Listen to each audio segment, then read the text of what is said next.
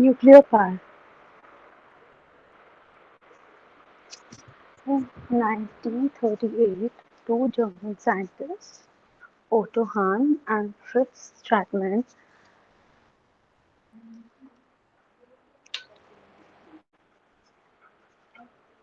demonstrated nuclear fission. They found that they could split the nucleus of a uranium atom by bombarding it with the neutrons. As the nucleus split, some mass was converted to energy. The nuclear power industry, however, was born in late 1950s. The first large-scale nuclear power plant in the world became operational in 1957 in Pennsylvania, US. Dr. Homi Bhabha was the father of nuclear power development in India. The Bhabha Atomic Research Center in Mumbai studies and develops modern nuclear technology. India has 10 India has 10 nuclear reactors at 5 nuclear power stations that produces 2% of India's electricity.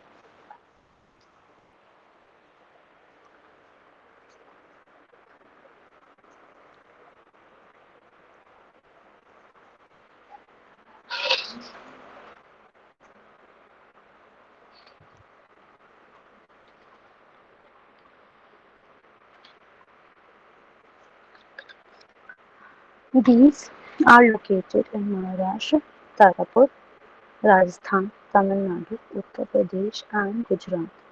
India has uranium from mines in Bihar. There are deposits of thorium in Kerala and Tamil Nadu.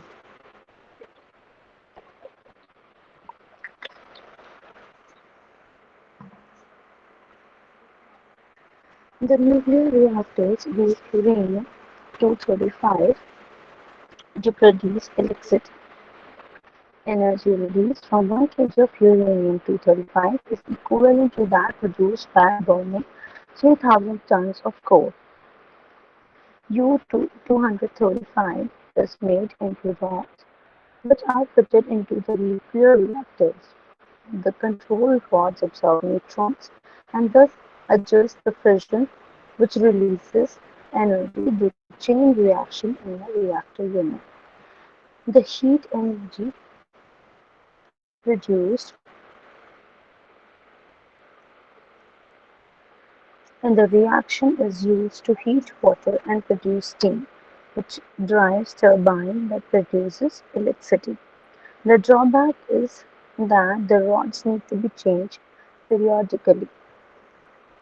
The, this has impact on the environment due to disposal of nuclear waste. The reaction releases very hot wastewater that damages aquatic ecosystem, even though it is cooled by the water system before it is released. The disposal of nuclear waste is becoming an increasingly serious issue. The cost of nuclear power generation must include the high cost of disposal of the waste and decomposing of old plants.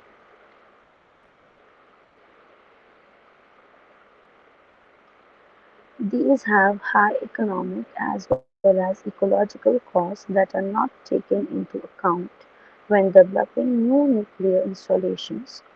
For environmental reasons, Sweden has decided to become a nuclear-free country by 2010.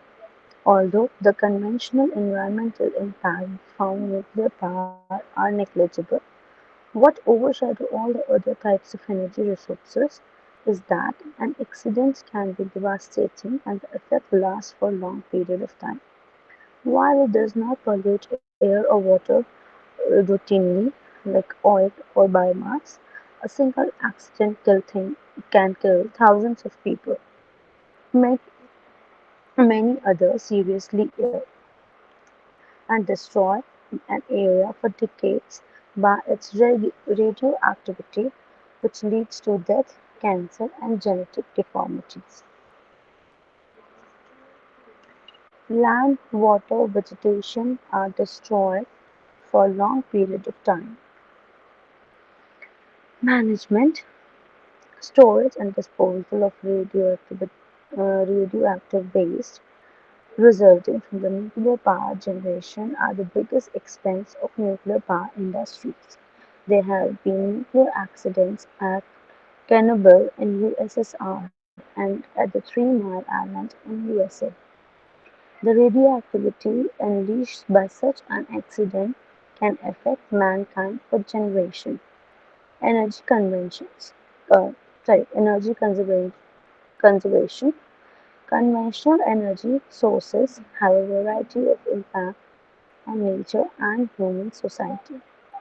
India needs rapidly move into policy to reduce energy needs and use clear energy to produce energy production technologies. A shift to alternate energy use as renewable energy source that are used judicially and equitably would bring about environmentally friendly and sustainable lifestyle. India must reduce its dependency on imported oil. At present, under we are underutilizing our natural gas resources. We could develop thousands of mini dams to generate electricity. India wastes great amount of electricity during transmission. Fuel woods plantation need to be enhanced and management through the Joint Forestry Management (JFM) has a great promise for the future. Energy efficient cooking stoves or chula help the movement of air through it so that the wood is burned more efficiently. They also have chimney to prevent air pollution and thus reduce the respiratory problems. While over 2 lakh improved chula have been introduced throughout the country, the number of active use is unknown as most of the rural people find it to be unusual for several reasons. Terry in 1995 estimated that in India 95% of rural people and 60% of urban poor still depend on firewood, cattle dung, and crop residue for cooking and other domestic purposes. Biomass can be converted into biogas or liquid fuels, that is, ethanol and methanol. Biogas digesters convert animal waste or agricultural residue into gas. This is 60% of methane and 40% of CO2 generated by fermentation. The commonly used agri-waste is dung of domestic animals and rice husk, coconut shell, straw or weeds. The material left after the gas is used acts as a fertilizer. Small hydrogeneration units are environment friendly. They do not displace people, destroy forest or wildlife habitat, or kill aquatic and terrestrial biodiversity.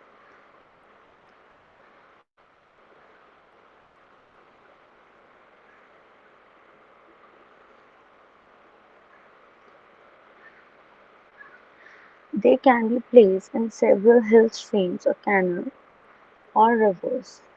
The generation depends on flowing water due to gravity. However, this fails if the flow is seasonal. It is easy to waste energy but cheaper to save it than generate it. We can conserve energy by preventing or reducing waste of energy and by using resources more efficiently.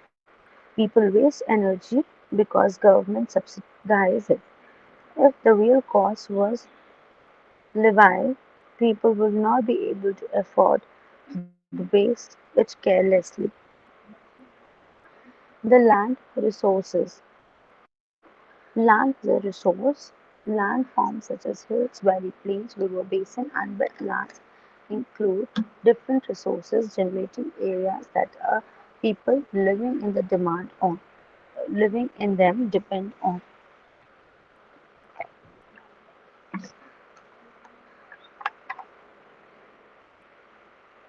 Many traditional farming societies had ways of preserving areas from which they use resources. For example, in the sacred groves of Western Ghats, requests to spirit the grove for permission to cut tree or extract resources were accompanied by simple rituals. The outcome of chants fall on the side or the other of a stone balanced on a rock gave or with land permission. The request could not be repeated for a specified period. The land utilized carefully, it can be considered be renewable resource. The roots of the tree and the grass bind soil. If forests are depleted or grasslands overgrazed, the land becomes unproductive and wasteland is formed. Intensive irrigation leads to waterlogging and salination, on which crops cannot grow. Land is also converted into a non-renewable resource when highly toxic industrial and nuclear waste are dumped on it. Land on the earth is as finite as any of our other natural resources. While mankind has learned to adapt his lifestyle to various ecosystems world over, he cannot live comfortably, for instance, on polar ice caps or under the sea or in a space or impossible future. Man needs land for building homes, cultivating food, maintaining pastures for domestic animals, developing industry to provide goods, and supporting the industry by creating towns and cities. Equally importantly, man needs to protect wilderness area in forests, grassland, wetlands, mountains, coasts, etc. to protect our vitally valuable biodiversity. Thus, a rational use of land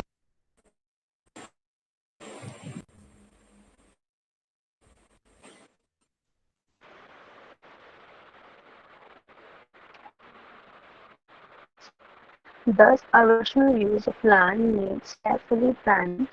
One can develop most of these different types of land uses in India, but protected areas, national parks and wildlife sanctuaries can only be situated where some of the natural ecosystems are still undisturbed. These protected areas are a key aspect of land use planning. Land degradation. Farmland is under threat due to more and more intense utilization. Every year, between 5 to 7 million hectares of land worldwide is added to the existing degraded, degrad, degraded farmland. When soil is used more intensively by farming, it is eroded most rapidly by wind and rain. Over-irrigating farms lead to salinization as evaporation of water brings the salt onto the surface of the soil on which crops cannot grow. Over-irrigation also creates waterlogging of the topsoil so that crop roots are affected and the crop deteriorates. The use of more and more chemical fertilizers poisons the soil so that eventually the land becomes unproductive. As urban centers grows and industrial expansion occurs, the agricultural land and forests shrink. This is a serious loss and has long-term ill effect on human cultivation.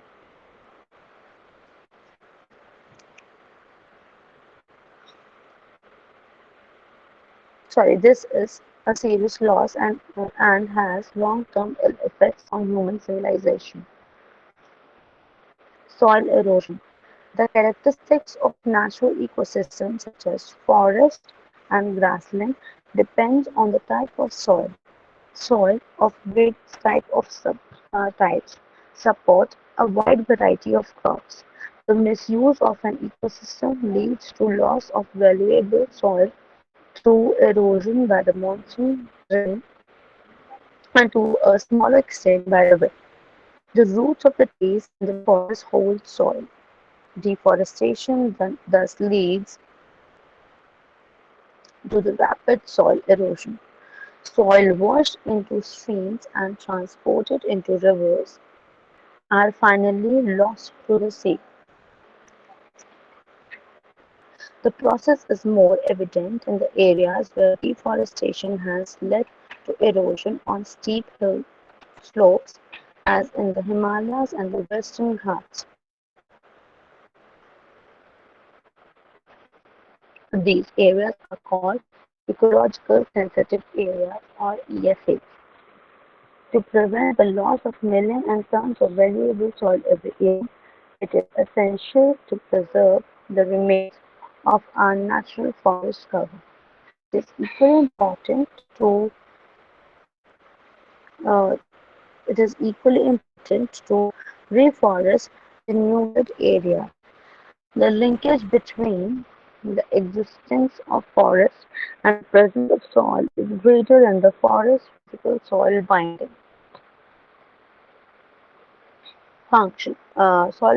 function alone. The soil is enriched.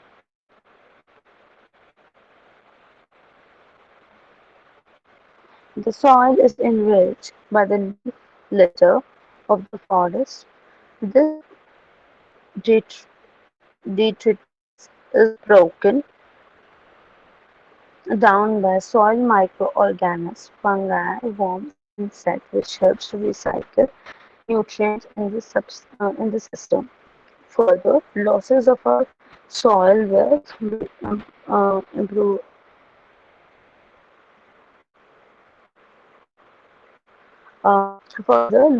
Losses of our soil wealth will impoverish our country and reduce its capacity to grow enough food in future. The role of an individual in uh, conservation of natural resources. Until fairly recently, mankind acted as if he could go on forever exploiting the ecosystem and natural resources such as soil, water, forests, and grassland on the Earth's surface and extracting minerals and fossil fuel from underground. But the last few decades, it has become increasingly evident that the global ecosystem has a capacity to sustain only a limit level of utilization. Biological systems cannot go on replenishing resources if they are overused or misused. At a critical point, increasing pressure destabilizes their natural balance. Even biological resources traditionally classified as renewable, such as those of our ocean, forest, grassland, and wetland, are being degraded by overuse and may be permanently destroyed. And no natural resource is limitless. Non-renewable resources will be rapidly exhausted if we continue to use them intensively as at present. The two most damaging factors lead to the current rapid depletion of all forms of natural resources and increasing consumerism on the part of affluent section of society and rapid population growth. Both factors are the result of choices we make as an individual. As individuals, we need to decide what will we leave for our children. Are we thinking just the short term or the long-term gains. The second is the material gain is someone else's loss. Greed for the material good has become a way of life for a majority of people in developed world. Population growth and the resulting shortage of resources most severely affects people in the developing countries. In nations such as ours, which are both developing rapidly and suffering from population explosion, both factors are responsible for environmental degradation. We must ask ourselves if we have perhaps reached critical flashpoint at which economic development affects the life of the people more adversely than the benefit it provides. What can we do to save electricity? First is that we can turn off the light in the fan as soon as we leave the room. Second is the use of the tube lights and energy efficient bulbs that save energy rather than bulbs.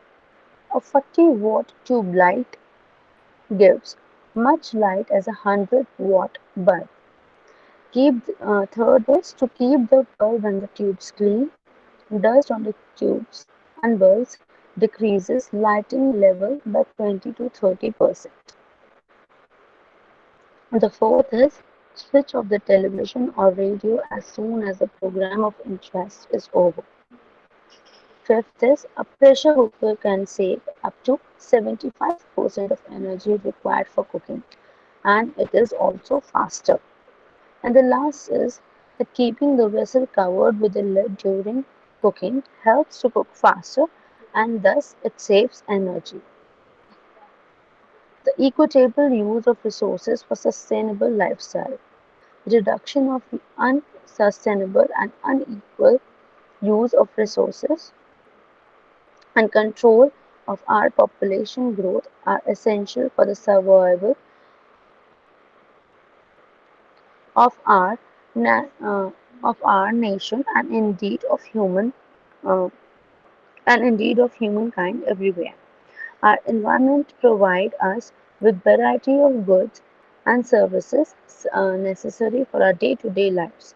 But the soil, water, climate, and solar energy, which forms from the abiotic support that we derive from nature, are in themselves not distributed evenly throughout the world or within the countries. A new economic order at the global and at the national level must be based on the abilities to distribute benefits of natural resources by sharing them more equally among the countries as well as among communities within the countries such as our India. It is at the local level where people uh, subsist by the sale of locally collected resources that is disparity is greatest. Development has not reached them, and they are often unjustly accused of exploiting natural resources. They must be adequately compensated for the removal of the source to distinct region and thus develop a greater stake natural forces, in protecting natural resources. There are several principles that each of us can adopt to bring about sustainable lifestyle. This primarily comes from caring of our Mother Earth in all respects. A love and respect for nature is the greatest sentiment that helps bring about a feeling for looking at how we use natural resources in a new and a sensitive way. Think of a beauty of a wilderness, a natural forest in all its magnificence, an expanse of green grassland, the clean water of the lake that support so much life, the crystal clear water of a hill stream, or a magnificent power of the ocean. and we cannot help but support the conservation of nature's wealth. If we respect this, we cannot commit act that will deplete our life supporting system. So the next topic is ecosystem. Okay, we will be starting this ecosystem in our next class. Akriti. Yes, ma'am. Okay. Sorry.